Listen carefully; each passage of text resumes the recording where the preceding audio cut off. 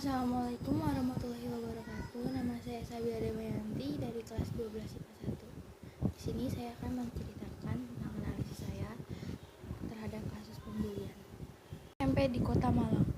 Selasa, tanggal 4 bulan 2 2020, MS siswa korban bully di sekolah menengah pertama atau biasa disebut SMP di Kota Malang menjalani operasi amputasi.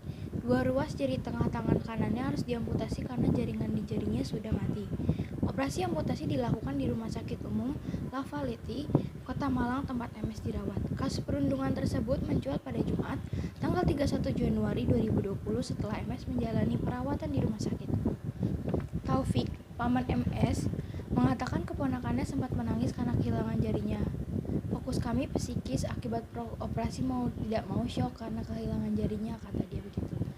Teman dan kakak kelas mengaku iseng banting siswa SMPN 16 Malang dipot dan paving dibanting di atas paving. Kapolresta Malang Kota Kombes Leonardus Simarmata mengatakan tubuh MS sempat diangkat beramai-ramai oleh temannya dan dibanting di atas lantai paving sekolah oleh teman-temannya. Kasus bully SMPN 16 Kota Malang ini, polisi tetapkan 2 tersangka anak karena kejadian itu dilakukan saat sekolah lagi istirahat. Mengakunya mereka iseng karena bercanda, kata Leo begitu. Sementara itu, Kepala SMPN 16 Kota Malang, Syamsul Arifin, mengatakan tindakan bully itu bermula dari gurauan antar siswa. Menurutnya, MS dan 7 siswa yang melakukannya perundingan sudah akrab dan sama-sama aktif di salah satu organisasi sekolah. Syamsul menyebutkan tindakan kekerasan bukan kesengajaan dan hanya bercanda. Namun, kata Syamsul, tapi bergurau sesuai anak karena yang melakukan anak-anak yang tidak punya rekam jejak kenakalan yang sangat keras. Setelah dibully, MS sempat masuk sekolah, namun dia kemudian terpaksa dirawat di rumah sakit karena luka lebam. Setelah dirawat di rumah sakit, orang tua siswa pelaku sepakat untuk menanggung seluruh biaya perawatan MS. Hal senada juga dikatakan oleh Zubaidah sebagai Dinas Kependidikan dan Kebudayaan Kota Malang. Ia mengatakan tidak ada kekerasan yang dialami oleh MS. Kesimpulan sementara bukan kekerasan tapi bercanda, kata Zubaidah. Kepala sekolah dipecat. Kepala Dinas Pendidikan diingatkan imbas dari kasus perundungan siswa SMP di Kota Malang. Kepala Sekolah SMPN 16 Malang, Syamsul Arifin, dipecat. Hal tersebut disampaikan Wali Kota Malang Sutiaji pada Senin tanggal 10 bulan Februari 2020. Pemecatan mengacu pada PP nomor 53 tahun 2015 tentang disiplin pegawai dan Permendikbud nomor 82 tahun 2015 tentang pencegahan dan penanggulangan tindak kekerasan. Dinilai lalai, Kepala Sekolah SMPN 16 Malang dipecat. Di sana sudah diatur secara khusus ada pelanggaran ringan, ada pelanggaran sedang, dan ada pelanggaran berat. Dan kepala sekolah sudah ditarik, sudah dibebaskan termasuk wakilnya.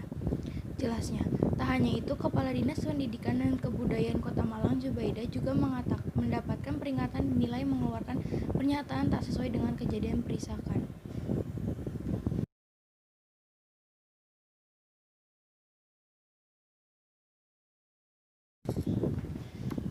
Faktor penyebab terjadinya kasus tersebut. Pada kasus di atas tertera jelas faktor terjadinya pembulian tersebut, yaitu Kepala SMPN 16 Kota Malang, Syamsul Arifin, mengatakan tindakan bully itu bermula dari gurauan antar siswa. Menurutnya, MS dan 7 siswa yang melakukan perundungan sudah akrab dan sama-sama aktif di salah satu organisasi sekolah. Syamsul juga menyebutkan tindakan kekerasan bukan kesengajaan dan hanya bercanda. Faktor lain yang menjadi penyebab terjadinya pembulian tersebut adalah 1. Faktor individu, terbiasa bercanda menggunakan kekerasan, menyempelekan psikis korban, menganggap itu adalah hanya bercandaan, merasa sudah dekat dengan korban sehingga berani melakukan kekerasan atau hal yang berlebihan, menganggap itu hal biasa karena korban tidak memberi respon perlawanan. Yang kedua, faktor lingkungan. Yang pertama itu lingkungan pertemanan, karena teman-temannya membuli murid yang lain, jadi dia dan kawan-kawannya ikut membuli temannya. Namun teman ini merasa sudah berteman dekat dengan korban sehingga mereka memperlakukan korban semau mereka. Yang kedua, lingkungan sekolah, karena peraturan sekolah yang kurang disiplin dan kurang ketat, dan guru yang tidak sering mengawasi murid-muridnya sehingga terjadi pembulian yang menyebabkan luka fisik. B. Jenis pelanggaran hukum yang dilakukan. Seperti yang tertera pada berita di atas, terbukti terjadinya pembulian di sekolah tersebut sehingga menyebabkan korban harus diamputasi jarinya. Jadi, jenis-jenis pelanggaran hukum yang mereka lakukan adalah perbuatan kekerasan. Karena tindakan pembulian merupakan kekerasan fisik maupun mental dan menyebabkan korban masuk rumah sakit dan melakukan operasi amputasi jari tangan.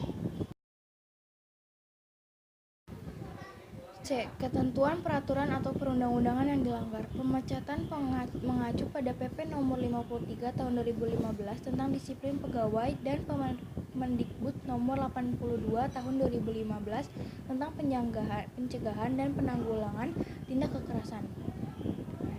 Dari definisi tersebut dapat disimpulkan bahwa pembulian merupakan hal yang negatif.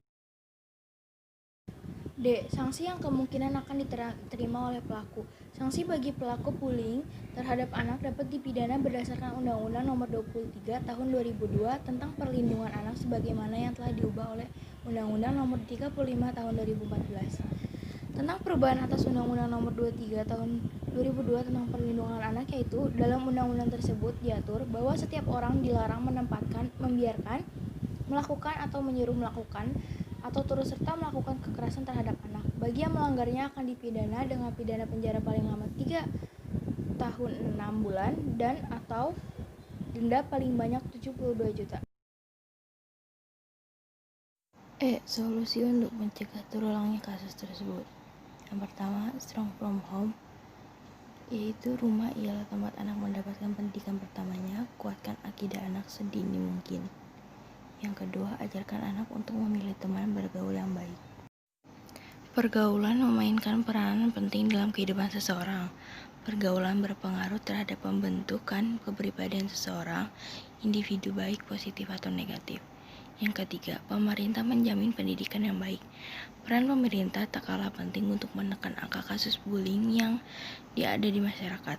Sebagai penyedia sarana dan prasarana pendidikan, pemerintah harus memastikan anak-anak mendapatkan pendidikan yang baik di sekolah.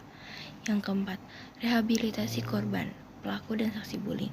Bila bullying sudah terjadi, baik korban, pelaku, dan saksi bullying harus didorong untuk rehabilitas kejiwaannya agar secara psikologis dapat dipulih dari perasaan dendam dan tersakiti.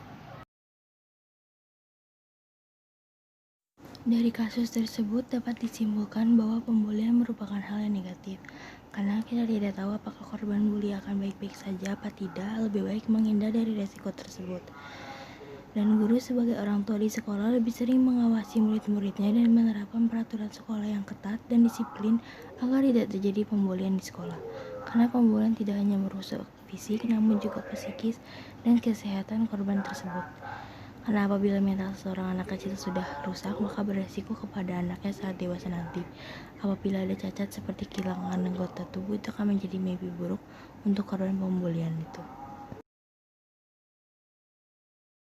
Sekian penjelasan dari saya. Mohon maaf apabila ada kesalahan. Wassalamualaikum warahmatullahi wabarakatuh. Terima kasih.